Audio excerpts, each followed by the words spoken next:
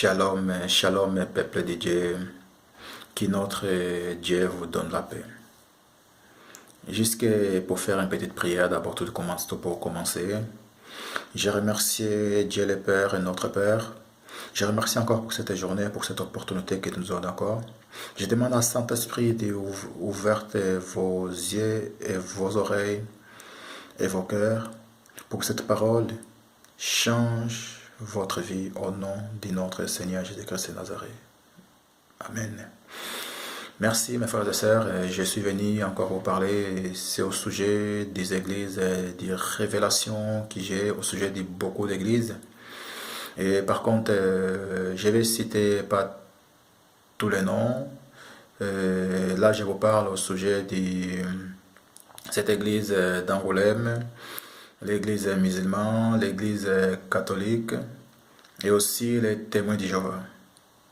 Et je vous parle de toutes ces églises-là, car ces églises, en fait, ils pratiquent la sorcellerie aux églises et ils font de la magie. Il y a beaucoup de gens de la Rose croix là-dedans. C'est des gens, en fait, qui consultent les morts. Car la Bible nous dit aussi que Dieu, il est Dieu des vivants, pas Dieu des morts. Écoutez mes frères et sœurs, si vous pourrez aller encore voir dans Deutéronome 18, 9 à 14 et aussi le deuxième livre des rois 17, 7 à 20, des premiers versets jusqu'à la fin. J'ai 7 versets bibliques à vous passer. C'est Matthieu 10, 26. La Bible nous dit, n'ayez pas peur des gens. Tout ce qui est caché, on pourra le découvrir.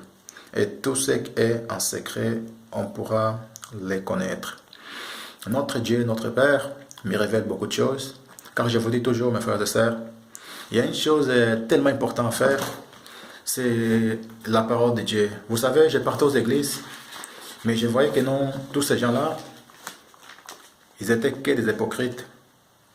Vous savez pourquoi j'ai dit ça? Car toute notre vie, il est là-dedans. Il est là-dedans, dans la Bible. Et depuis que le Seigneur est venu dans ma vie, depuis que j'ai reçu Jésus comme mon Seigneur et Sauveur, Jésus a changé ma vie. Il a bouleversé ma vie. Je l'aime de tout mon cœur. Si je fais ce travail, c'est parce que le Seigneur m'a ouvert les yeux spirituels pour pouvoir voir dans quel monde on vit. Vous, aujourd'hui, que vous partez aux églises, vous allez dans une église qui ne vous prêche pas la repentance. Ces gens-là, ils ne vous préparent pas pour le retour de notre Seigneur Jésus-Christ de Nazareth. Car Jésus revient bientôt, mes frères et sœurs. Alors, cherchez-les dans la Bible, là-dedans. Là, vous allez tout trouver, mes frères et sœurs. Et aussi, pourquoi aujourd'hui? Car Jésus nous avait bien avertis. Et il avait dit à ses disciples, au sujet de tous ces derniers temps, Jésus les avait répondu. Dans les Matthieu 24, 4 à 5, Jésus leur répondit, faites attention, ne vous laissez pas tromper. En effet, beaucoup de gens vont venir en prenant mon nom. Ils diront, c'est moi le Messie, et ils vont tromper beaucoup de monde. Ils vont venir en prenant le nom du Christ.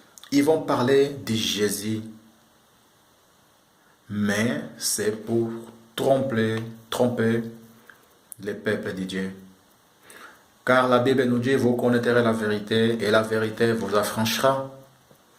Beaucoup d'entre nous aujourd'hui ne veulent pas connaître la vérité. Moi, je suis venu vous parler aujourd'hui pour que le Seigneur vous aide. Parce que moi, je veux que vous aussi, vous soyez sauvés. Car la Bible nous dit aussi, Apocalypse 3, du 15 à 19. Je connais tout ce que tu fais.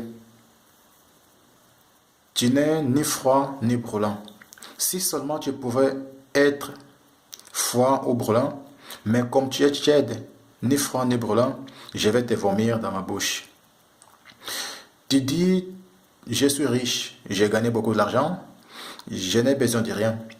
Mais en effet, tu es malheureux, tu mérites la pitié. Tu es pauvre, aveugle et nu, et tu ne sais même pas cela. C'est pourquoi, voici ce que je te conseille. Achetez chez moi de l'or que le feu a rendu pur, et tu deviendras riche. Achetez des vêtements blancs pour te couvrir, pardon.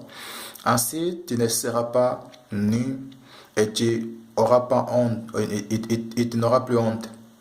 Achetez un médicament pour le mettre dans tes yeux et tu verras clair. Tout ce que j'aime, je les corrige et je les punis. Montre donc plus d'ardeur et change ta vie. Voilà, le Seigneur dit clairement, le Seigneur, il est à la porte.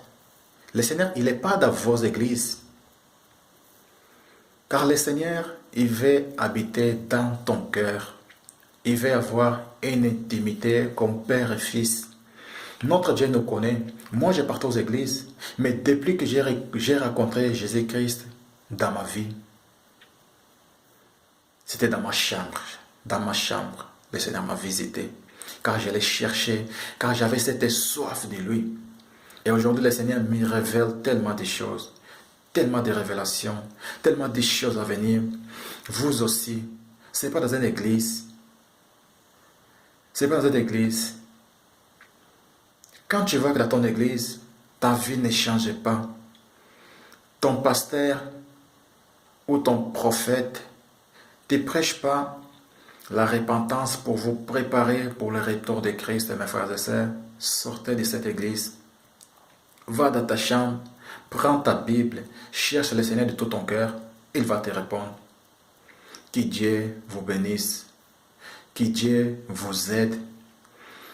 Que notre Seigneur Jésus-Christ vous visite, vous tous. Que la paix soit avec vous.